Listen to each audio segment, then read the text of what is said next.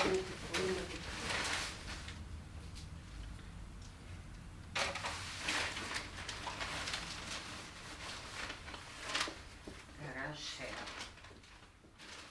много интересно, че естествено имам чувството, че продължавам да не откривам нови неща.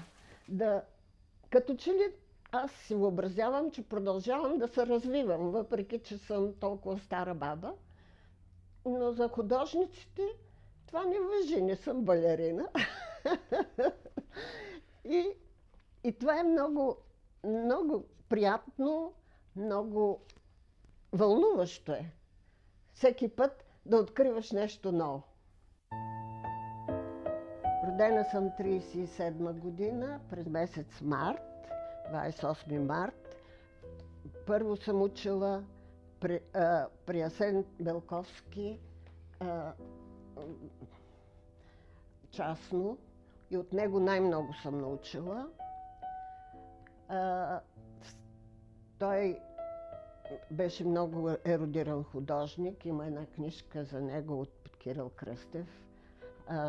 Това е първата рисунка, която съм рисувала при него. Той стоеше зад гърба ми, не е пипал нищо на рисунката, но аз съм я рисувала, но той ме е напътствал с маслени бои. След това завърших първия випуск на художествената гимназия в 1956 година и през 1962 завърших художествената академия при Илия Петров и винаги с отличен успех.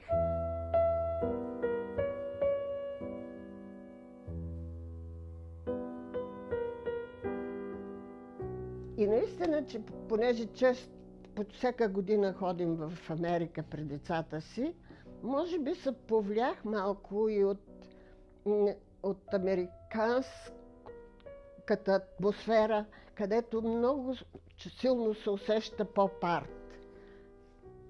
Поиска ми се да рисувам за бъдеще по-декоративно, а тук беше нещо като постимпресионизъм. И сега, когато нареждам такава композиция, вече смятам, че предишното беше като стихчета, а това е вече като роман. И това беше, не знам как да кажа, това е вече истинска картина. Защото има значение композицията.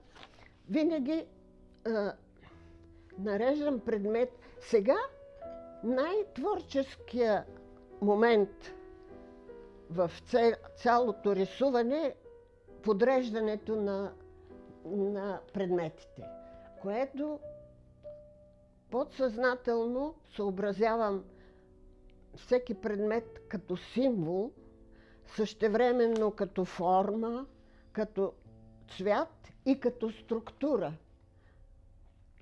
Всичко взимам предвид в това подсъзнателно усещане да нареда, да заприлича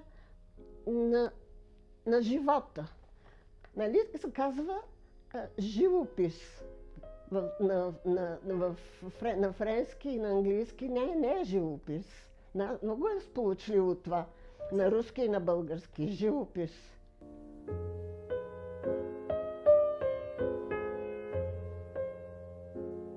Аз чета и каквото ме уйдисва, което съвпада с моите виждания, си го приписвам, да мога да го цитирам. Балтюс много ми харесва, защото казва, че човек може да претвори нереалното с реализъм и невидимото с образи, което сега правя. И е толкова интересно, че неговите композиции са с фигури, обаче той предпочита да наричат композициите му натюрморти. Също така и Сирак Скитник казва пък, че българинът, онова, което липсва на нас българските художници, е стремеж към по-сложна композиция. Това, което сега по цял свят е така актуална.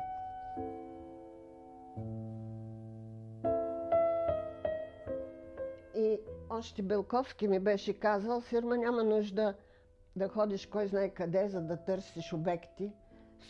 Навсякъде, където се обърнеш, има какво да се рисува. Може би и това така се отрази. После аз имам 2 деца, които съм отглеждала. Не са ходили дори на детска градина. И така беше удобно, че в къщи хем си с децата, хем рисуваш. И почнах да избирам от нещата, които имахме в къщи. След това ми стана интересно. Винаги, като видя нещо, което е любопитно, което е атрактивно, се старая да го купя и после то ми дава импулс да направя цяла композиция.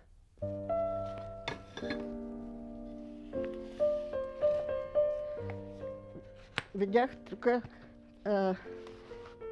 тези големи карти. Тук от един магазин на Цар Шишман и смятам, че някой път ще ги използвам, ама не, до сега не се е случил такъв удобен момент. Не е станало нужда, не съм можала да ги използвам.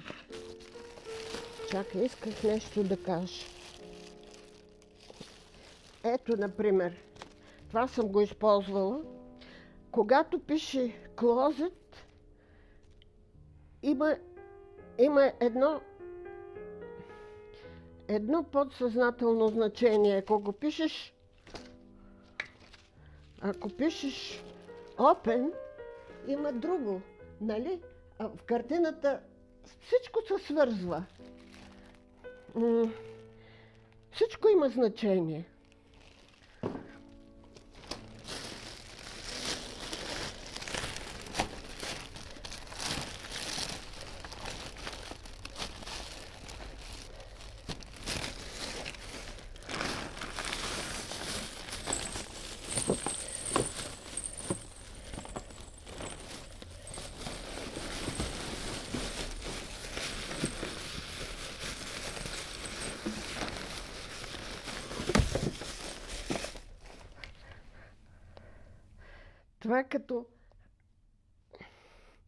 Това е свързано, не знам, някак с новите технологии,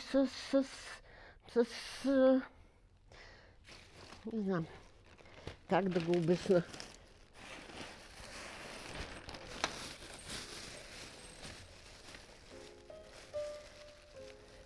Купила съм си българското знаме и американското знаме. Манекените ги купувам в един магазин, те вече ме знаят. Винаги в композицията използвам тези манекени като символ на човек. Някой път използвам някои маски, които слагам на заден план, като символ на свръхестествените сили на Господ. Някой път рисувам Богородица, даже си купих си няколко големи икони. Тези неща аз самото верую и ги използвам. И значи като използвам тези манекени, вкарвам и човека, според мен, образа на хората, на човека, на мъжа, на жената, и да създам такава връзка, че да заприлича на живота.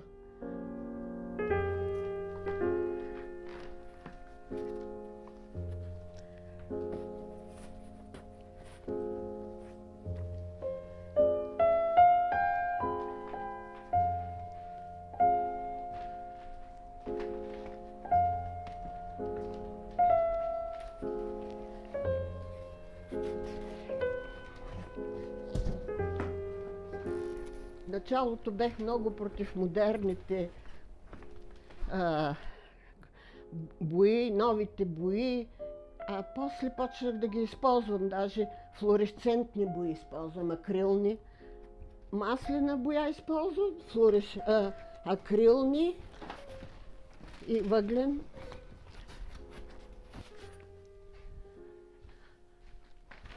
Каквото ми харесва, се мъча да го предам и спирам, щом смятам, че съм постигнала това, което искам.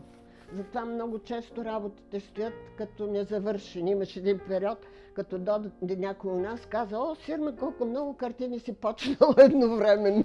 Аз ги смятам за завършени. Много ми харесва, че на картон някой път по-хубаво има възможности и за по-акварелно изпълнение, за по-твърди акценти. И понеже много харесвам белия фон, много и мисля, че имам природно усещане към светлината и много искам да предавам светлината в моите картини. А най-хубаво изпъква светлината на много бяла повърхност и цветовете. И постепенно открих, че на този пенокартон е най-белия фон. Нито платното, колкото и да е бяло, не е така, не свети така.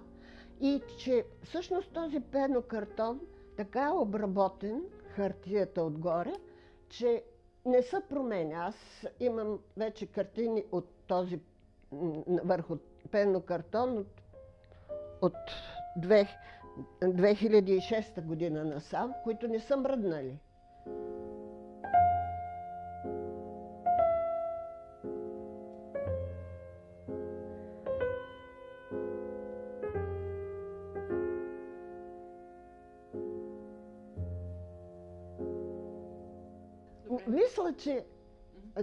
В края на краища мисля, че таланта се изразява на артист, на човека на изкуството, се изразява в много неща, дори в начина, по който се развива, не само в изпълнението. Да, той е свързан с всичко.